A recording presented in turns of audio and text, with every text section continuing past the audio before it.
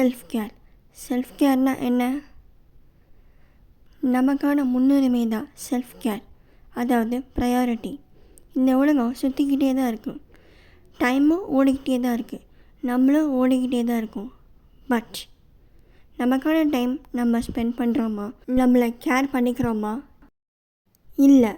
நம்ம மனசு எப்பயுமே சந்தோஷமாக இருக்கணும்னா நான் சொல்கிற இந்த 5 டிப்ஸை ஃபாலோ பண்ணுங்கள். First tip, spend time for yourself. ஒரு நாளைக்கு பார்த்தீங்கன்னா 24 ஹார்ஸ் இருக்குது. இந்த 24 ஹார்ஸில் ஒரு 1 ஹார் உங்களுக்கு நீங்கள் ஒதுக்கிக்கிட்டு உங்களுக்கு பிடிச்சதை நீங்கள் பண்ணலாம். அது எது வேணாலும் இருக்கலாம். புக் ரீட் பண்ணுறதா கூட இருக்கலாம், இல்லாட்டி அவுட்டிங் போகிறது, உங்களுக்கு என்ன பிடிச்சிருக்கோ அதை நீங்கள் பண்ணலாம். Tip number 2, no mobiles. Mobile phones use பண்ணாதீங்க. Tip number 3, exercise for yourself. Regular exercise பார்த்திங்கன்னா நம்ம ஹெல்த்தை நல்லா ஸ்டேபிளாக வச்சுக்கும்.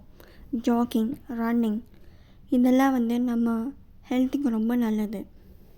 இல்லாட்டி யோகா கூட நீங்கள் பண்ணலாம். எல்லாமே நம்ம மைண்டை நல்லா ரிலாக்ஸாகவும் ஸ்ட்ரெஸ் ஃப்ரீயாகவும் வச்சுக்கும்.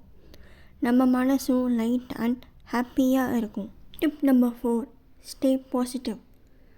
நம்ம மைண்டை எப்பயுமே நம்ம பாசிட்டிவாக வச்சுக்கணும். அப்போ தான் நம்மளால் லைஃப்பில் நிறையா ப்ராப்ளம்ஸ் சால்வ் பண்ண முடியும், நிறையா அச்சீவ் பண்ண முடியும். நம்மளால் கோல் செட் பண்ணி நெக்ஸ்ட் ஸ்டெப்புக்கு போக முடியும். நம்மளை சுற்றி இருக்கவங்க எல்லாருமே நல்லா ஹாப்பியாக இருப்பாங்க. Tip number 5, preschedule your day. நீங்கள் ஹோம் மேக்கர்ஸாக இருந்தீங்கன்னா அடுத்த நாளைக்கு என்ன சமைக்க போகிறீங்கன்னு ஒரு ஷெட்யூல் போட்டு வச்சுக்கோங்க.